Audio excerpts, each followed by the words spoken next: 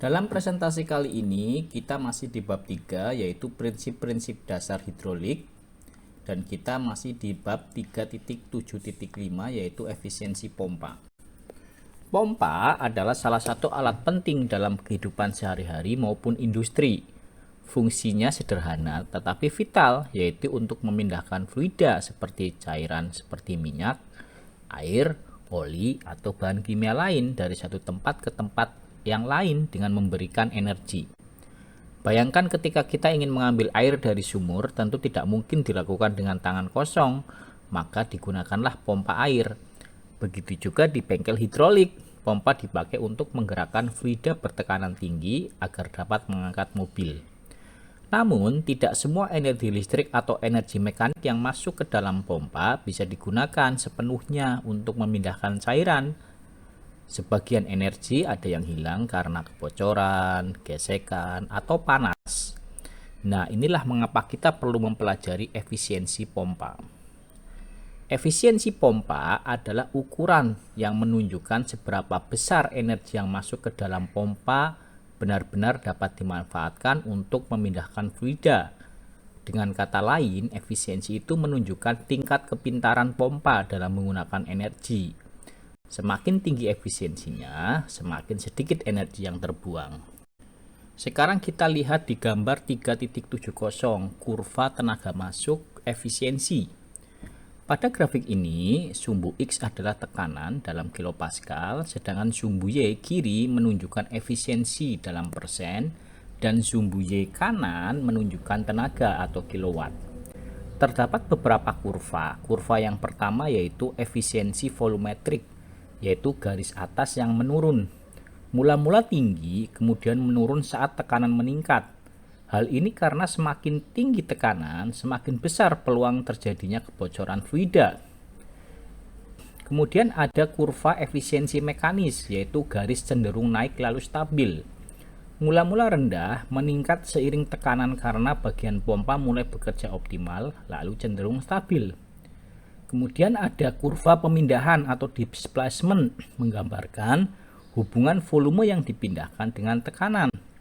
Dan yang terakhir adalah tenaga input versus output, yaitu garis tenaga input selalu lebih tinggi dari output, menunjukkan bahwa sebagian energi hilang menjadi panas, gesekan, dan kebocoran. Kesimpulan dari gambar ini adalah tidak ada pompa yang bisa mencapai efisiensi 100%. Ada batas optimal di mana efisiensi pompa berada pada titik tertinggi sebelum kemudian menurun akibat kebocoran dan kerugian energi. Sekarang mari kita lihat jenis-jenis efisiensi pompa. Dalam teknik hidrolik, efisiensi pompa dibagi menjadi 3 macam.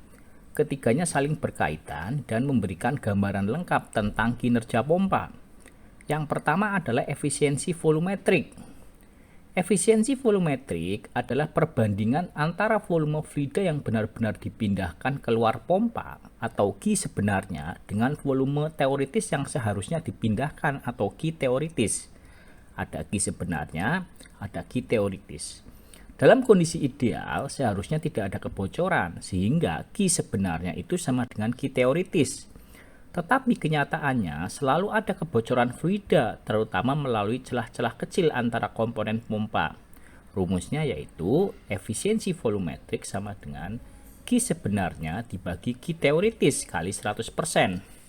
Contohnya, jika sebuah pompa dirancang untuk memindahkan 20 liter per menit fluida, tetapi saat diuji coba hanya mengeluarkan 18 liter per menit, maka efisiensi volumetriknya adalah 18/20 kali 100% sama dengan 90%.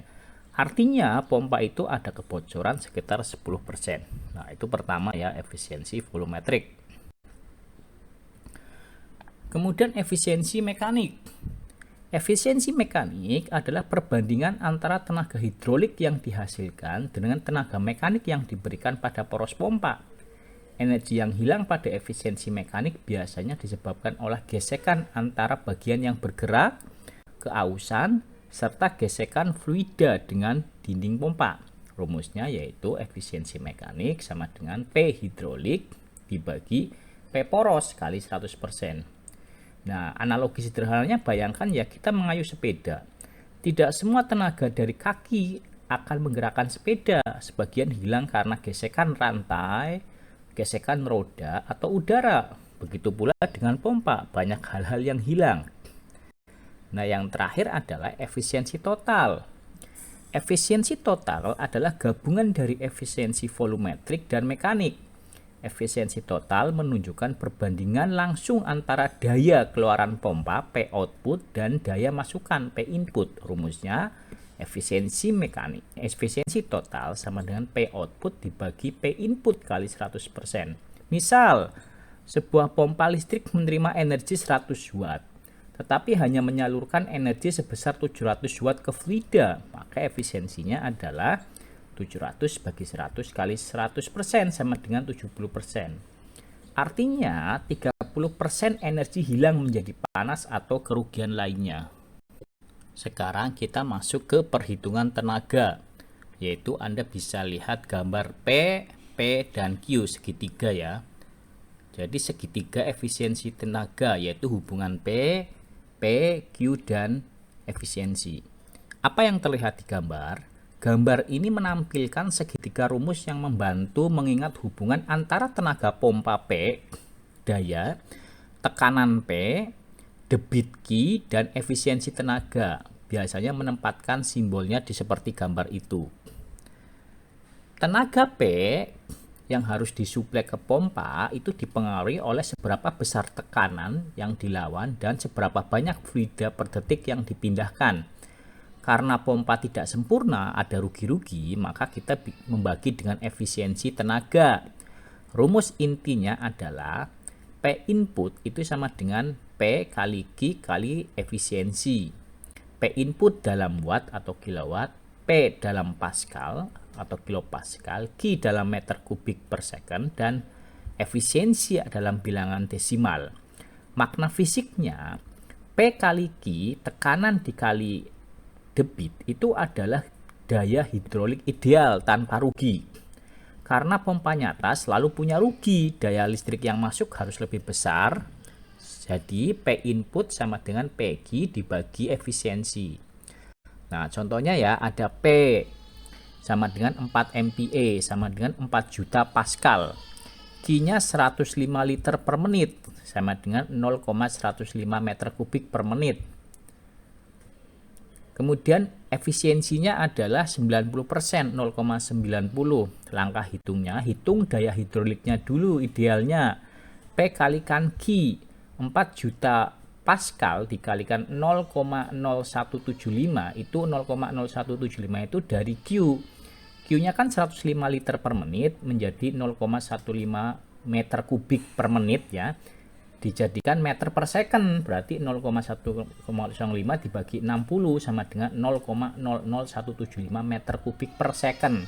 Sehingga P kali Q sama dengan 4 juta dikali 0,00175 sama dengan 7000 watt atau 7 kilowatt. Karena ada koreksi efisiensi, maka P inputnya 90% kan efisiensinya. Maka 7000 dibagi 0,9 sehingga menjadi 7,777 watt atau 7,78 kilowatt. Hasilnya yaitu dibulatkan menjadi 7,8 kilowatt. Nah, sekarang kita belajar segitiga efisiensi volumetrik. Anda bisa terlihat di gambar ya. Segitiga efisiensi ada Q, ada N, ada V. Jadi, pada gambar itu segitiga rumus kedua berisi Q debit, N itu putaran poros per menit, V volume pemindahan teoritis per putaran, dan efisiensi volumetrik. Nah, Anda lihat di gambarnya ya. Di sini Q biasanya dalam liter per second atau meter kubik per second. N dalam RPM, putaran per menit. V displacement teoritis per putaran, misalnya L per putaran.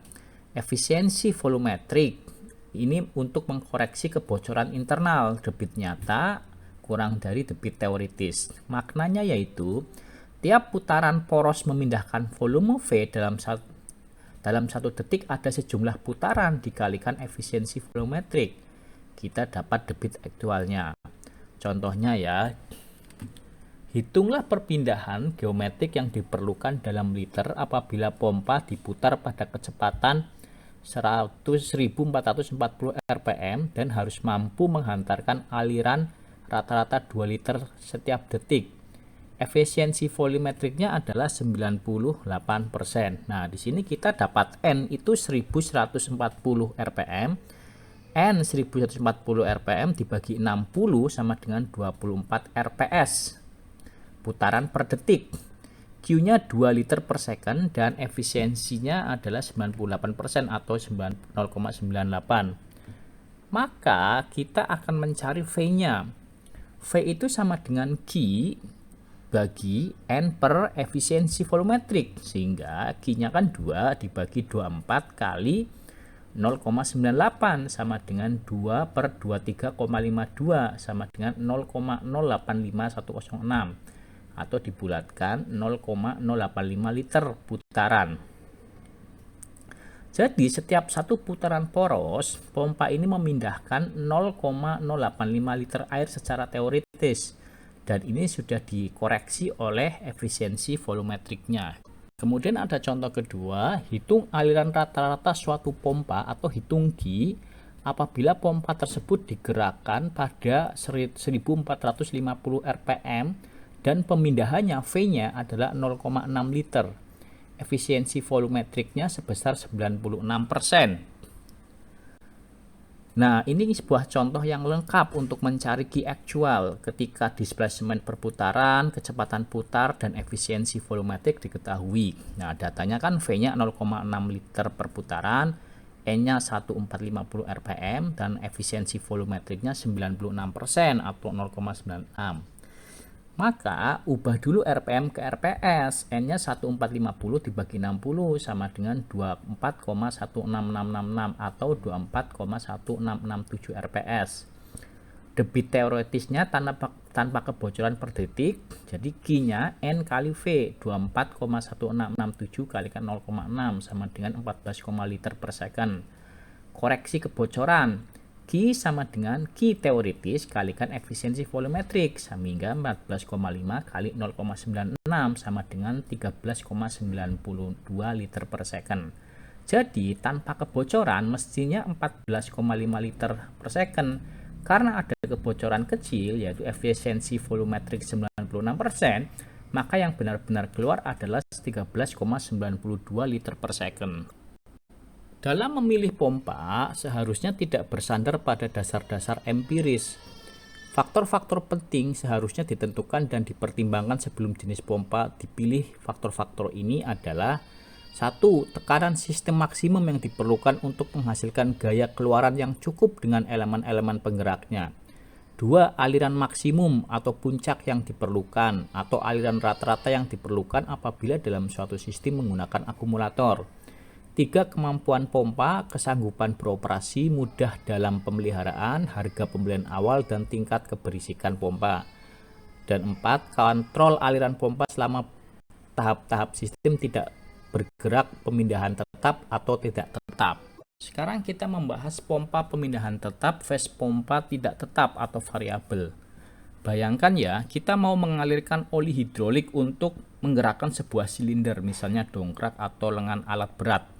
Seberapa banyak oli per detik yang dikirim oleh pompa bisa diatur dengan dua cara, yaitu 1. Pompa pemindahan tetap fixed displacement dan pompa pemindahan tidak tetap atau variable displacement.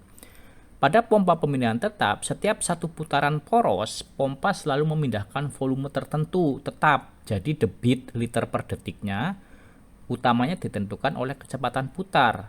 Kalau ingin debit lebih besar, cara paling langsung adalah mempercepat putaran. Positifnya adalah desainnya sederhana, kuat, dan harga lebih murah. Minusnya, kalau sistem kerja kita tidak selalu butuh debit besar, kelebihannya aliran biasanya dibuang lewat katup. Ini menimbulkan panas, energi terbuang. Kemudian pompa pemindahan tidak tetap, variable displacement. Di sini volume putaran bisa diubah, dibesarkan atau dikecilkan tanpa harus mengubah putaran motor. Mekanismenya berbeda-beda, misalnya kemiringan swash plate pada pompa torak aksial atau eksentris cincin pada pompa sudu atau pompa fan. Plusnya, positifnya hemat energi karena debit selalu disesuaikan persis dengan kebutuhan beban. Lebih sedikit panas, rangkaiannya bisa lebih sederhana. Minusnya lebih kompleks dan lebih mahal. Kapan pompa fix masih layak? Jadi, pompa pemindahan tetap fix itu cukup dipakai bila syarat-syarat tertentu terpenuhi, misalnya kebutuhan tekanan dan kecepatan relatif konstan. Tidak perlu pengaturan halus dalam rentang lebar. Tidak ada tahap operasi yang memaksa aliran besar ditahan. Siklus kerja tidak mengharuskan gerak sangat lambat yang lama, atau biaya jadi pertimbangan utama, dan energi atau panas masih bisa ditoleransi. Nah, sekarang penghematan energi dengan pompa variabel. Penghematan energi adalah alasan utama industri beralih ke pompa variabel. Pada sistem tidak butuh aliran besar, pompa variabel mengecilkan pemindahannya, daya motornya akan turun. Panas yang biasanya muncul akibat mencekik aliran throttle itu jadi lebih berkurang. Sistem pendingin bisa dibuat lebih kecil atau bekerja lebih ringan. Contohnya ya, misalnya beban butuh tekanan 120 bar saja dan debit rendah. Dengan pompa fix, motor tetap berputar mengalirkan debit besar, lalu kelebihannya dibuang di katup. Daya 6 kW tersedot dan sebagian besar jadi panas. Dengan pompa variabel, pemindahannya dikecilkan, daya motor yang dipakai turun misalnya jadi 2 kW. Selisih 4 kW inilah hemat energi per jam operasi. Nah, sekarang kita lihat di tabel 11 yaitu klasifikasi jenis pompa. Jadi ini adalah klasifikasi kemampuan jenis-jenis pompa. Jadi pada tabel itu ada berbagai macam jenis pompa. Ada pompa roda gigi dalam, roda gigi dalam gerotor, dalam crescent, fan, sudut tetap, sudut tak tetap, torak aksial tak sejajar, dan torak radial. Nah, kita buatkan klasifikasi yang singkat saja, misalnya jenis pompa roda gigi. Tekanan maksimalnya 100 sampai 150 bar, kecepatan putarnya 600 sampai 3000 rpm, debit maksimalnya 300 sampai 600. Efisiensi totalnya 80 sampai 90 dan tingkat kebersihannya tinggi, dan berbagai macam jenis-jenis pompa lainnya ya, bisa Anda baca sendiri ya. Jadi pompa torak aksial itu memiliki efisiensi paling tinggi hingga 98%, sehingga sering digunakan pada sistem hidrolik bertekanan tinggi. Sementara pompa roda gigi sederhana dan murah tetapi efisiensinya lebih rendah. Pemilihan jenis pompa tergantung pada kebutuhan, tekanan tinggi, debit besar, atau biaya rendah. Nah, sekarang faktor-faktor yang mempengaruhi efisiensi yaitu kebocoran fluida, gesekan mekanis, kemudian kualitas perawatan, dan kondisi operasi. Kesimpulan yang bisa kita dapatkan adalah efisiensi pompa adalah ukuran seberapa besar energi input dimanfaatkan untuk memindahkan fluida. Ada 3 jenis efisiensi: volumetrik, mekanik, dan total. Dalam praktek, efisiensi pompa tidak pernah 100% karena selalu ada kerugian energi. Semakin tinggi efisiensi pompa, semakin hemat energi dan semakin baik kinerja sistem. Pemilihan pompa harus dipertimbangkan efisiensi, tekanan, debit, serta biaya operasional.